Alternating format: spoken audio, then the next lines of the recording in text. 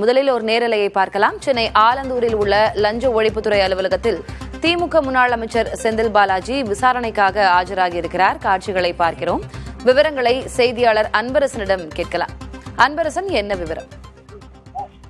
டாஸ்மாக் முறைகேடு தொடர்பாக திமுக முன்னாள் அமைச்சர் செந்தில் பாலாஜி தற்போது ஆலந்தூரில் அமைந்திருக்கக்கூடிய லஞ்ச ஒழிப்புத்துறை அலுவலகத்தில் சற்று முன்னதாக ஆஜராகியிருக்கிறார். குறிப்பாக முன்னாள் அமைச்சர் செந்தில் பாலாஜி தொடர்புடைய இடங்களில் கடந்த ஜூலை மாதம் 29ஆம் தேதி 45 இடங்களில் லஞ்ச ஒழிப்புத்துறை அதிகாரிகள் திடீர் சோதனை மேற்கொண்டு பல்வேறு முறைகேடுகளை கண்டறிந்தனர். குறிப்பாக சென்னை, கரூர், திருச்சி, நாமக்கல், கோவை உள்ளிட்ட தமிழகம் முழுவதும் 45 இடங்களில் நடத்தப்பட்ட டாஸ்மாக் முறைகேடு தொடர்பான சோதனையில் கட்சி நிதிக்காக முன்னாள் அமைச்சர் செந்தில் பாலாஜி மற்றும் அவரது உதவியாளர்கள், கூட்டாளிகள், அதிகாரிகள் இணைந்து டாஸ்மாக் முறைகேட்டில் ஈடுபட்டதாக கண்டுபிடிக்கப்பட்டதாக லஞ்ச ஒழிப்புத்துறை அதிகாரிகள் தகவல் தெரிவித்திருந்தனர். குறிப்பாக முன்னாள் அமைச்சர் செந்தில் பாலாஜியின் தனி உதவியாளர் பாஸ்கர், செந்தில் பாலாஜி நெருங்கிய கூட்டாளிகளான ரத்தீஷ் சண்முகவேல், கார்த்திக், டாஸ்மாக் முன்னாள் மேலாளர் இயக்குனர் விசாகன், டாஸ்மாக் மூத்த மண்டல மேலாளர் ராமதுரை முருகன், பன்னீர்செல்வம், மதுபான உற்பத்தி நிறுவனங்கள், போக்குவரத்து நிறுவனங்கள், பாட்டிலிங் நிறுவனங்கள் மற்றும் டாஸ்மாகின் பிற அடையாளம் தெரியாத அரசு ஊழியர்கள் மற்றும் பலர் மீது லஞ்ச ஒழிப்புத்துறை அதிகாரிகள் வழக்கு பதிவு செய்து கடந்த ஜூலை மாதம் 29ஆம் தேதி தமிழகம் முழுவதும் இந்த சோதனையை நடத்தியது. குறிப்பாக கோயமுத்தூர், நீலகிரி, திருப்பூர், ஈரோடு, நாமக்கல் மற்றும்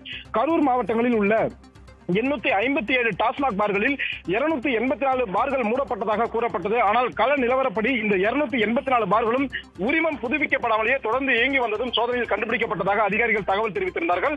மேலும் பல கோடி ரூபாய் அரசுக்கு வருவாய் இழப்பு ஏற்படுத்தியதுடன் கட்சி நிதி என்கிற பெயரில் முறைகேடு நடந்ததும் கண்டுபிடிக்கப்பட்டதாக அதிகாரிகள் தகவல் தெரிவித்திருந்தனர். இந்த நிலையில் தான் முன்னாள் அமைச்சர் செந்தில் பாலாஜி விசாரணைக்கு ஆலந்தூரில் உள்ள லஞ்ச ஒழிப்புத்துறை அலுவலகத்திற்கு நேரில் ஆஜராக வேண்டும் என சம்மன் அளிக்கப்பட்டிருந்தது. சம்மனின் பேரில் முன்னாள் அமைச்சர் செந்தில் பாலாஜி தற்போது ஆலந்தூரில் அமைந்துள்ள லஞ்ச ஒழிப்புத்துறை அலுவலகத்தில் தற்போது ஆஜராக இருக்கிறார். அவரிடம் அதிகாரிகள் விசாரணையில் ஈடுபட்டு வருகிறார்கள்.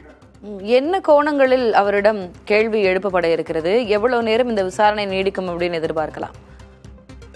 சுமாராக மதியம் 2 மணி வரை விசாரணை நீடிக்கும் என அதிகாரிகள் தரப்பில் தகவல் தெரிவிக்கப்பட்டிருக்கிறது. சுமார் 32 கோடி பார் டெண்டர் முறைகேட்டில் அரசுக்கு வருவாய் இழப்பு ஏற்படுத்தியதாகவும் கட்சி நிதி என்கிற பெயரில் முறைகேட்டில் ஈடுபட்டதாகவும் அதிகாரிகள் ஏற்கனவே சோதனை நடத்தி அதில் தகவல் தெரிவித்திருந்தார்கள். குறிப்பாக அமலாக்கத்துறை விசாரணை மற்றும் ஆவணங்கள் அடிப்படையில் லஞ்ச ஒழிப்புத்துறை அதிகாரிகள் இந்த வழக்கை பதிவு செய்து இந்த 45 இடங்களில் சோதனை நடத்தியதாக அதிகாரிகள் தகவல் தெரிவித்திருந்தார்கள். முன்னாள் அமைச்சர் செந்தில் பாலாஜி, அதே போன்று முன்னாள் டாஸ்மாக் மேலாண் இயக்குனர் விசாகன் தொடர்புடைய இடங்களில் இந்த சோதனை நடத்தப்பட்டதாகவும் அதன் அடிப்படையில் பல்வேறு டிஜிட்டல் ஆவணங்கள் மற்றும் ஆவணங்கள் கைப்பற்றப்பட்டிருப்பதாகவும் லஞ்ச ஒழிப்புத்துறை அதிகாரிகள் தகவல் தெரிவிக்கப்பட்டது. இந்த நிலையில் தான் தற்போது என்னென்ன முறைகேட்டில் இவர்கள் ஈடுபட்டிருக்கிறார்கள், எந்தெந்த விதங்களில் இந்த முறைகேட்டில் இவர்கள் ஈடுபட்டிருக்கிறார்கள், அரசுக்கு எவ்வளவு வருவாய் இழப்பு ஏற்படுத்தியிருக்கிறார்கள், கட்சி நிதி எவ்வளவு பணம் இவர்கள் முறைகேடாக சம்பாதித்தார்கள் என்பது குறித்து பல்வேறு கோணங்களில் விசாரிப்பதற்காக ஏற்கனவே கேள்விகள் எழுதப்பட்டு அதன் ரீதியாக தற்போது விசாரணை நடத்தப்படவிருக்கிறது. அது மட்டுமல்லாமல் இந்த விசாரணை முழுவதும் வீடியோ பதிவு செய்யப்படுவதாகவும் லஞ்ச ஒழிப்புத்துறை அதிகாரிகள்